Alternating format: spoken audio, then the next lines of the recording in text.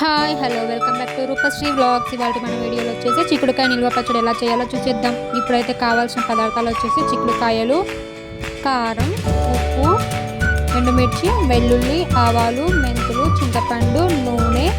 ఇప్పుడైతే మనం కావాల్సిన పదార్థాలు అయితే చూసేసాం కదా.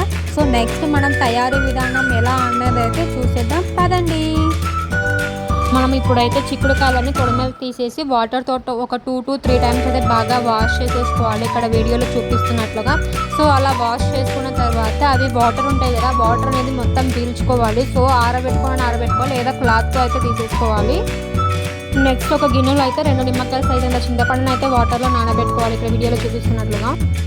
ఇప్పుడు స్టవ్ వెలిగించేసి ప్యాన్ పెట్టుకొని అందులో 1 టేబుల్ స్పూన్ మెంతులు, అలానే 2 టేబుల్ స్పూన్ ఆవాలు అయితే హీట్ చేసేసుకోవాలి. అవి హీట్ అయిన తర్వాత ఒక ప్లేట్లో వేసేసుకొని చల్లారిన తర్వాత మిక్సీ పట్టుకోవాలి పేస్ట్ లాగా, ఇక్కడ వీడియోలో చూపిస్తున్నట్టుగా. ఇప్పుడు మళ్ళీ అదే ప్యాన్లో మనము ఆయిల్ వేసేసుకొని హీట్ చేసేసుకోవాలి.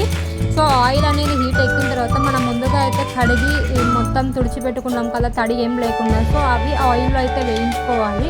ఈ వేయించుకోవడంలో మనం అయితే ఆప్షనల్ మాట. సో చిక్కుడు అనేది దూరగానే వేయించుకోవచ్చు లేదా గోల్డెన్ కలర్లో వరకైనా వేయించుకోవచ్చు. మేమైతే దూరగా అయితే వేయించుకున్నాం కొంచెం టేస్ట్ కోసం అనేసి. సో ఇదైతే ఆప్షనల్ మాట, ఇక్కడ వీడియోలో చూపిస్తున్నట్లు అయితే వేయించుకున్నాము. వేయించి పెట్టుకున్న చిక్కుడుకాయలను ఒక ప్లేట్లో అయితే తీసి పెట్టుకున్నాము. సో నెక్స్ట్ అదే ప్యాన్లో అదే ఆయిల్లోనే మనము తాలింపు కోసం అనేసి వెల్లుల్లి, ఎండుమిర్చి, కరివేపాకు, తాలింపు గింజలు అన్నీ వేసేసుకొని మంచిగా హీట్ చేసేసుకోవాలి.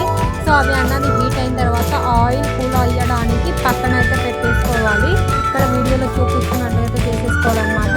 ఇంకా నా ఛానల్ ఎవరైనా సబ్స్క్రైబ్ చేయకపోతే please subscribe to my channel Roopashree. ఇప్పుడు మనం వేసుకున్న తాలింపును ఒక గిన్నెలోకి తీసుకొని లేదంటే అలానే పెట్టేసి చల్లారించుకోవాలి. సో ఇప్పుడు మళ్ళీ స్టవ్ వెలిగించుకొని అదే ప్యాన్లో మనం ముందుగా అయితే నానబెట్టుకున్నాం కదా చింతపండుని, అది గుజ్జుగా చేసేసి వాటర్ని ఒక్కటి ఇందులో వేసుకొని దాన్ని బాగా మగ్గలాగా చూసుకోవాలి. దాంట్లోనే కొంచెం ఒక 1/2 టేబుల్ స్పూన్ పసుపు, అలానే ఉప్పు కూడా వేసేసుకొని బాగా కలుపుకోవాలి. ఆ చింతపండు అనేది బాగా దగ్గరకు అయ్యేలాగా కలుపుకోవాలన్నమాట, ఇక్కడ వీడియోలో చూపిస్తున్నట్లుగా. వన్స్ మనకు ఆ చింతపండు అనేది దగ్గరకు అయిన తర్వాత స్టవ్ ఆఫ్ చేసేసి అది కూల్ అయ్యేంత వరకు అయితే ఆగాలి. చూడండి ఇక్కడ వీడియోలో అయితే మనం చింతపండు ఎంత వేసామో లాస్ట్కి ఎంత చిక్కబడి ఎంత తగ్గిపోయిందో. సో ఇలా అయ్యేంత వరకు అయితే మనం పెట్టుకోవాలి. ఇంకా నా ఛానల్ ఎవరైనా సబ్స్క్రైబ్ చేసుకోకపోతే please subscribe to my channel for more videos. ఇప్పుడు మనము చట్నీ మిక్సింగ్ కోసం అనేసి ఒక పెద్ద గిన్నె లేదా బౌల్ తీసేసుకొని ఇందాక చింతపండు పులుసు అయితే చేసేసుకున్నాం కదా, అది చల్లారిన తర్వాత ఇందులో వేసేసుకొని అలానే 1 కప్పు ఉప్పు, 2 కప్పుల కారము, అలానే మనం ముందుగా వేయించి పెట్టుకున్న ఆవాలు, మెంతులు ఉన్నాయి కదా పేస్ట్ చేసినది. సో అది కూడా వేసేసి మొత్తం బాగా మిక్స్ చేసేసుకోవాలి. మొత్తం ఏమంటారు కలుపుకోవాలన్నమాట, కొంచెం కూడా సపరేట్ లేకుండా మొత్తం కలిపేసుకోవాలి.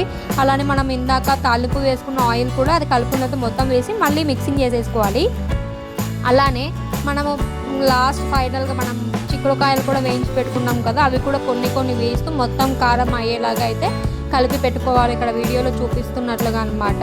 సో ఇలా కలిపి పెట్టుకొని లాస్ట్లో చల్లారిన తర్వాత ఈ మిశ్రమం అనేది కూడా కొంచెం చల్లారిన తర్వాత, సో ఇప్పుడు మనం కలిపి పెట్టుకున్న ఈ కారము చిక్కుడు అంతా ఉంది కదా, అది చల్లారిన తర్వాత ఒక నిమ్మకాయ తీసుకొని వాటి జ్యూస్ని అయితే దీంట్లో కలిపేసుకొని మళ్ళీ ఒకసారి బాగా మిక్స్ చేసేసుకొని ఒక 2-3 డేస్ అయితే సైడ్కి పెట్టుకోవాలి, అది చట్నీ మగ్గేదాకా. ఆ 2 డేస్లో కూడా మధ్యలో ఒక్కోసారి ఓపెన్ చేసేసి కలుపుకోవాలి, లేదంటే కొంచెం చెడిపోతుంది. సో ఇలా కలుపుకొని ఏమన్నా మనకు టేస్ట్ తగ్గితే ఉప్పు లేదా కారం, ఆయిల్ తక్కువైతే కూడా ఆయిల్ హీట్ చేసేసి కలిపేసుకోవాలి. సో ఒక 3 డేస్కి అయితే కారం అందు బాగా పట్టుకుంటుంది. మన చిక్కుడుకాయ నిల్వ పచ్చడి అయితే రెడీ అయిపోయింది. దీన్ని మనం వేడి అన్నంలో నెయ్యి వేసుకొని చట్నీతో తింటే ఉంటుంది, సూపర్ ఉంటుంది.